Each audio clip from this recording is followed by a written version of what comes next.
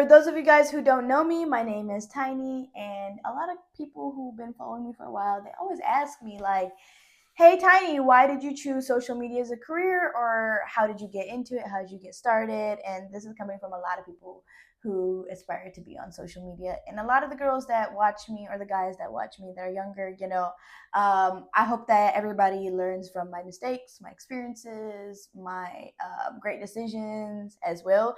But the reason I chose social media was I never thought it would turn into like a long term career, but I was always intrigued by it. I was the only child for 13 years, and I grew up on like clean YouTube before like I had seen social media and all that stuff. But I had first kind of like went viral when I was a kid, recording Musically, aka TikTok.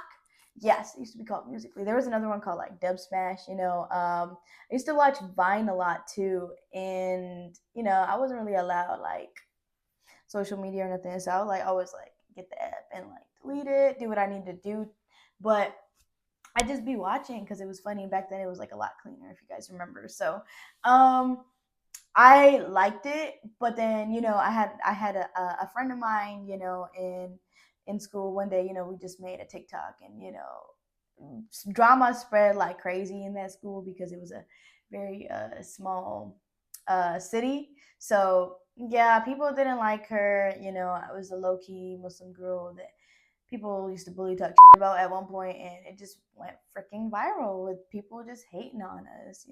So that's kind of what that was. I didn't really care. It was my first time getting some attention, sadly, so I didn't really care that much. But as I got older, I was like, you know people really like say things online, like, and it's just like whatever. I don't really like it. Never once, like, as I was a kid, it never once like affected me, because it wasn't that I hadn't like heard or seen in real life. People were like really evil to me in school days until I hit high school. Then people were like a lot nicer to me because I grew up, clearly. But then initially what happened was I was on Snapchat, and man, I started like going viral all the time. Everybody in that town knew me. And at one point, I had started being like, okay, well, I'm making this for entertainment, my voice, whatever. Um, I'm meeting new people, I'm networking, people are starting to know me here. And to get things done, I also knew, like, right when I lived in Edmonton, you needed to know people. You need to know people to get things done. And that's how I was getting a lot of things done, is by knowing people who knew people who knew people. Having those connections and stuff. So initially, what had happened was I went to Pakistan. Bro, my parents took my phone, they took my wife, bro, they took everything. Eventually, when I got into my Snapchat finally, I'm so mad I don't got that Snapchat. Snapchat deleted me, but so pissed about it. But initially what had happened was, y'all, I can't make this up, bro. Once I disappeared off Snapchat and everything, and everybody was used to watching me every day and stuff, like I used to have like 5,000 people watching me, which is a lot for a girl from a small town. Bro, the world freaking panicked, bro. Everybody freaking panicked. Like, I remember logging back in and my notifications was at six figures. Like, no, it was at six figures when when I say it was six figures, it was like over 800,000 like messages, to the point where Snapchat actually could not even load anymore for me. I had to go back and like keep deleting stuff. My Snapchat kept crashing out. So I ended up giving somebody my login who I trusted. It was my best friend Taj, and told her like, hey, can you go respond to everybody and tell them what happened? Hey, I'm in Pakistan. I'm okay. Because we had actually like gotten to it before I went, but I explained her everything, and she like logged in for me. And she posted what had happened, what was the conversation I had with her. And she started like responding to everybody to kind of like clear up my DMs, because like it was just so bad. Because I didn't want to log in when I had a limited time and was hiding from my parents and was using like friends' phones and shit. And people in Pakistan are snakes. Like, yo, like if you for real like get your phone taken away or some shit, like it's not like Canada or America where like friends be like, oh girl, here you go, girl. Nah, I got your back. Nah, no, you has to use like somebody's phone in Pakistan, bro. They're gonna snitch right away. I don't know what it is with snitching over there, bro. I don't know, but like people will, because in Canada, we don't be trying to snitch on each other, especially brown girls. Like, that's the last thing we want to do. That's like our last resort is snitching on people. The only thing that we will do is like if you do some shit, like if I know some shit about you, you gonna definitely know some shit about me because that's kind of like our little, like nobody gonna know type shit because all the brown girls will stick together to kind of like hide shit from their parents and in Canada. It's not just brown girls, like anybody, and the Americans and Canadians, like anybody else who's not brown, they don't care. They just think that your parents are absolutely psycho, so they gonna try and help you anyways, which is what happened eventually once I got out. But man, I had like a limited time to be on there. You didn't know who to trust because I ended up getting snitched on so many times that I wasn't gonna stop trying to get on my phone. My parents used to beat my ass, like, because my phone. They took my phone. Mind you, that phone I bought with my own money.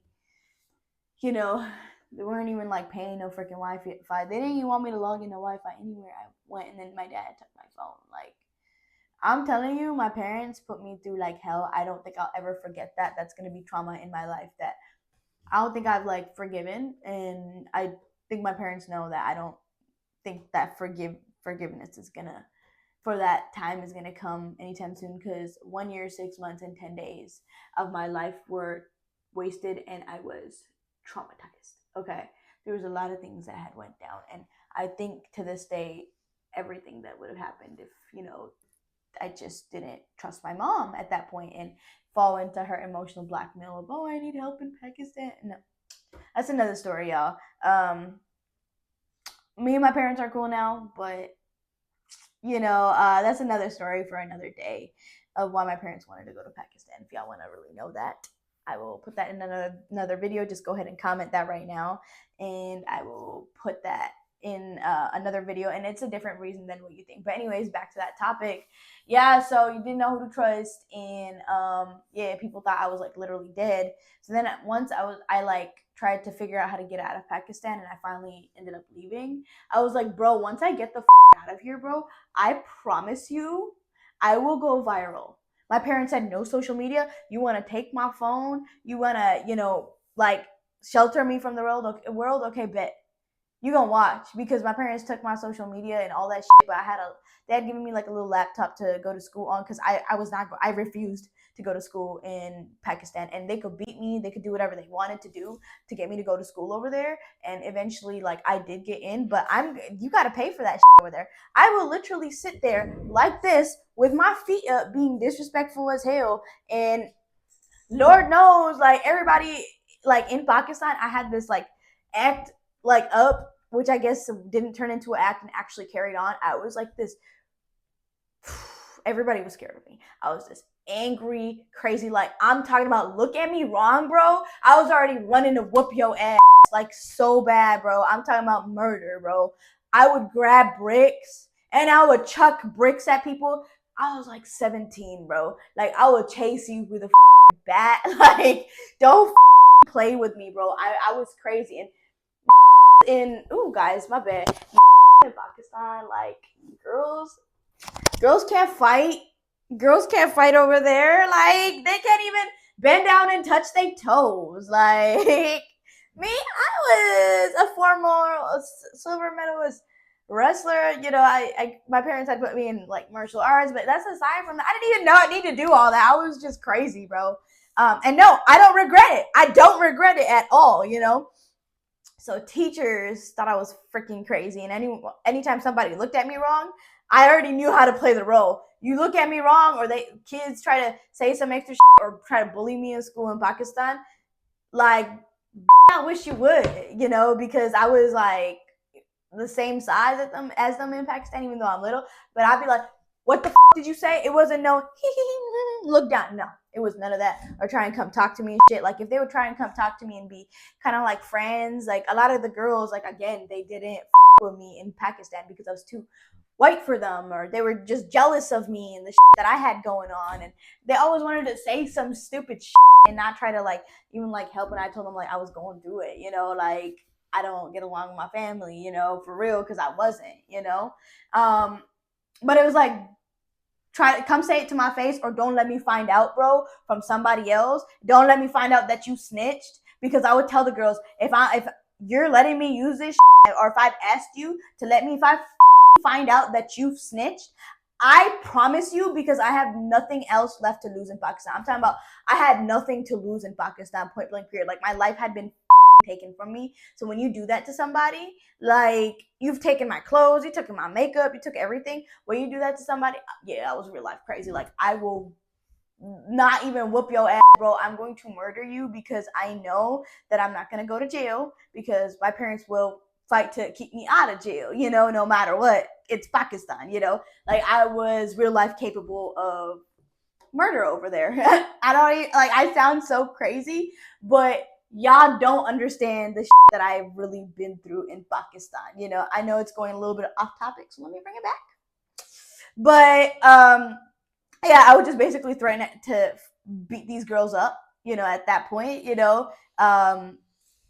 don't look at me wrong. I would like, and they knew I was like not gonna have it, because yeah, teachers and like any of that, like, it was just like, don't let me find out that you snitched. Don't let me find out. Don't let me find out nothing, bro. Because I would step up on teachers. Like, don't play with me, because they thought they could push me around and say some crazy or like try to like boss me around. I'm not even trying to be at school. So, it wasn't no school type. I'm not trying to go to school in Pakistan. You see what I'm saying? The ugly ass uniform. Oh, that shit. Bro. So they don't even teach like real life. Like, they dumb over there. Like, So, anyways, from there I had realized like social media gonna help me. Social media gonna save my life, and I was telling people what had happened, whenever I had the chances on Snapchat and shit. By the time I got back, everybody was like, oh my God, we thought you were dead. We thought you got deported. I said, deported? Yeah, like, there was a whole rumor in Edmonton saying, everyone said I got deported. I said, what the do you mean I got deported, bro? Like, what? Who even said I got deported? Like, I'm a citizen of the United States and Canada. Like, what the are you talking about, bro?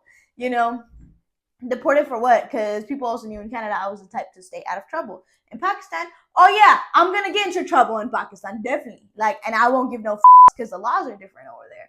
Like, I done some crazy in Pakistan. My parents done some crazy My parents were fighting people on the street, bro. Like, so you know what I'm saying? Like, I was a hothead. So I'm not like that anymore, because I live in America and I have a peaceful life, and I got it on my own, and I'm happy about that. So there's that. But in Pakistan, so I had realized, yeah, it's gonna save my life. So I had that little laptop, and I was being homeschooled from a system in Alberta that, I told my parents to put me back in, or I'm not gonna go to school, and they did, because they would not want me to graduate, finish that fast as hell too, I just hated the thought in my head that, oh my God, I was a dropout, because my parents pulled me and took me to Pakistan. You know what I'm saying? And I wanted to finish the Canadian curriculum. I didn't want to start over anywhere else, because the Canadian curriculum, Alberta's curriculum, is so weak. It's the weakest, to the point where you are going to be boosted down like a grade lower, or, like a couple classes lower, and I got to do extra work. And I know what I did to pass like school. So it's like, no, so anyways, from there, I had the computer. I couldn't access social media, but I could study social media with YouTube, Google, all that shit.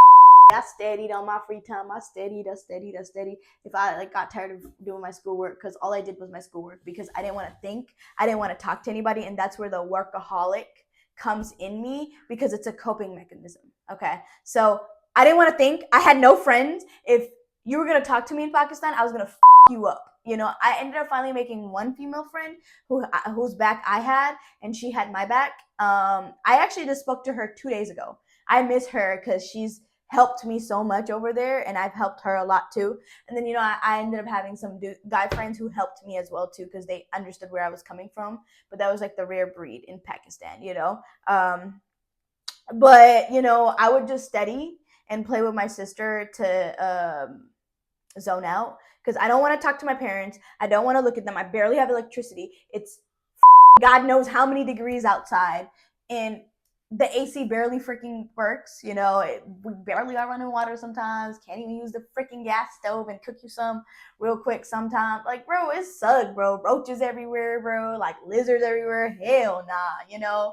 Like, every time you shower, bro, sometimes you gotta use a freaking bucket to shower. Like, you gotta, like, sweep that into the freaking, like, little ass drain. Like, you gotta do your laundry by hand. Yeah, like, y'all don't know the life in a third world country. Like, y'all think the life here is like is hard. Y'all ain't seen again. Cause look, I could really do this in America and not think twice about it. I could do this. That's my water running, y'all. But I could do that and not think twice about it. All right, y'all ain't see the hood for real. But yeah, so eventually, when I had gotten out, I had all the social media knowledge, and at that point, TikTok was trending, going crazy, going viral. So I made some TikToks. And on my 18th birthday, I had them all saved and everything. Boom, I put them out, and I started getting hella traction. Then I put that one TikTok out that finally killed it, like a month or two later after my birthday. No, literally, like, it was on the second month after my birthday. I put it out, and boom, it blew up. And I was like, damn, okay.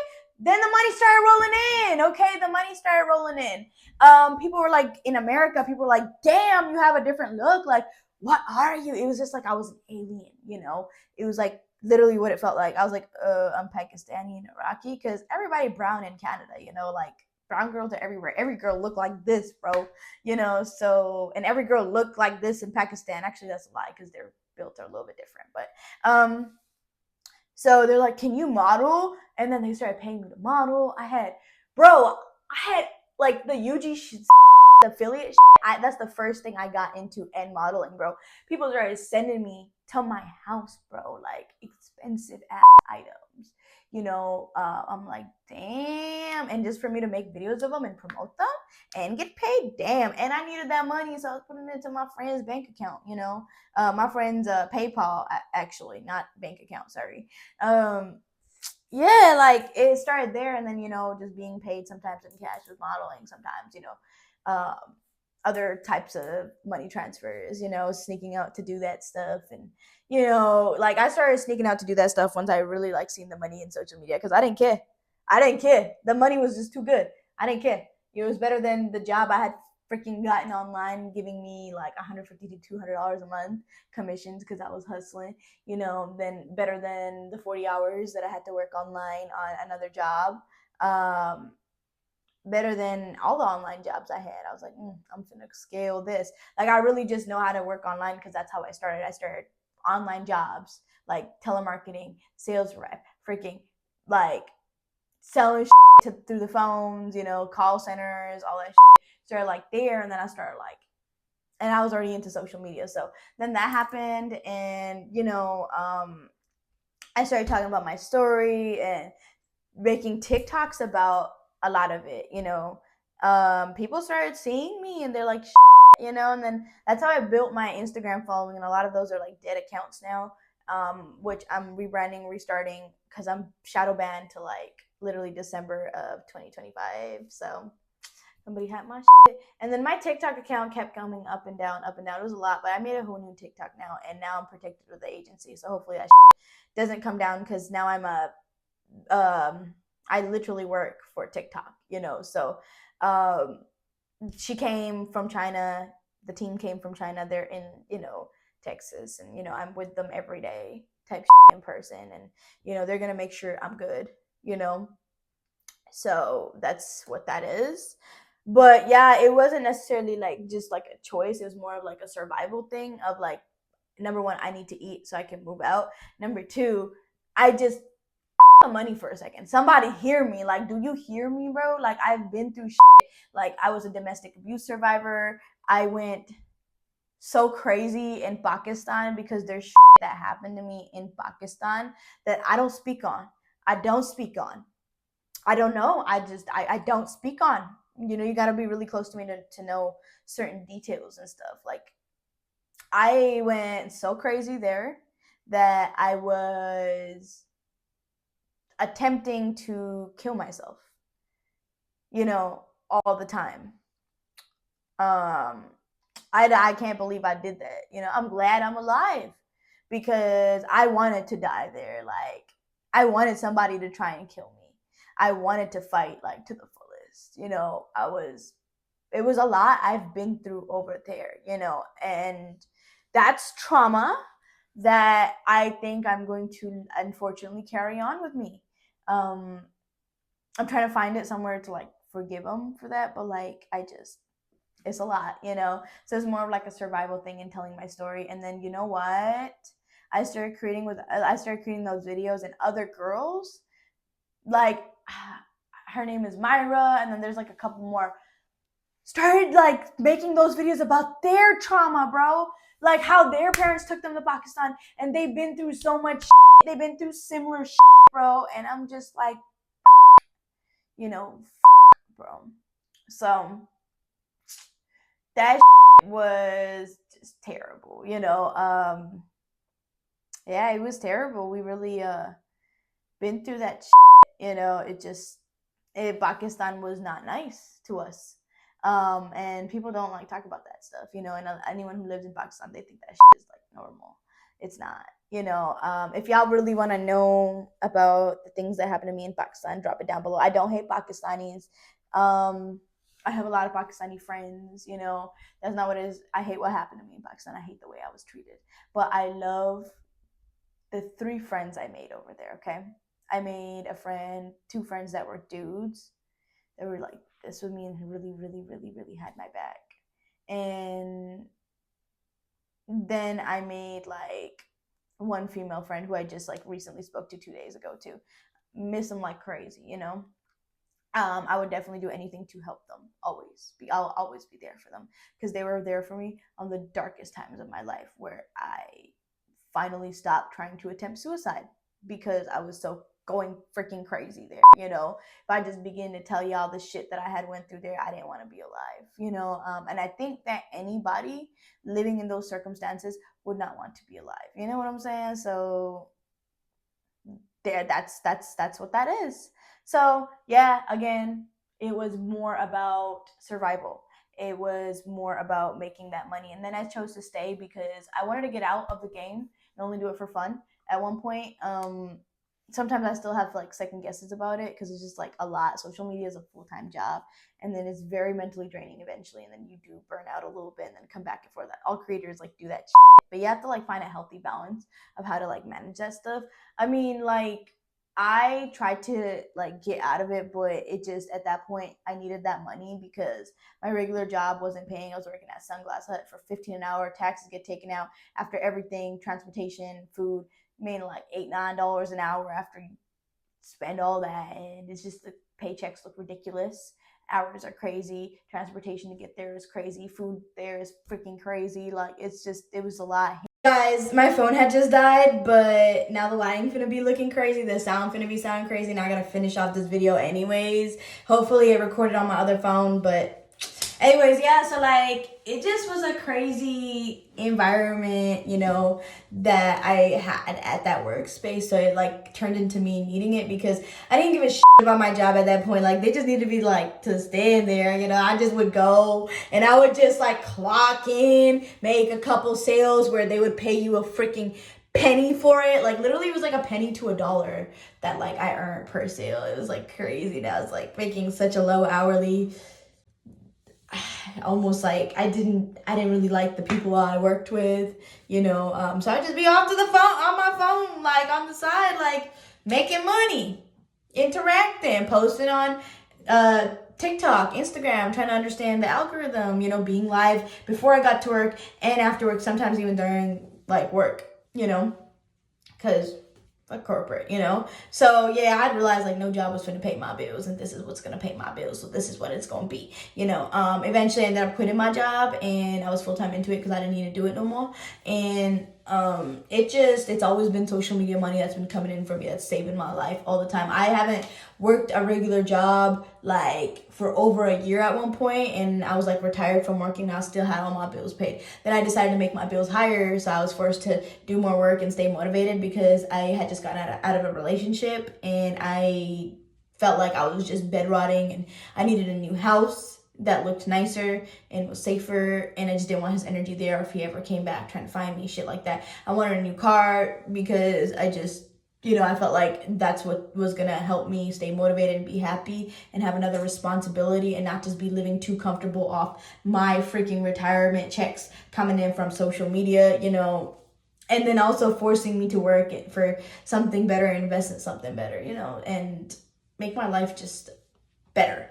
So yeah, it's been social media has been saving my life. So then I went back into the social media industry, but obviously you do have to invest a little bit of extra money. I didn't want to keep pulling out of my savings, so I started working at a roofing company and back into sales, back into contracting. It paid me real good, like I was on salary at one point, I was making like $57 an hour at one point too, it was decent.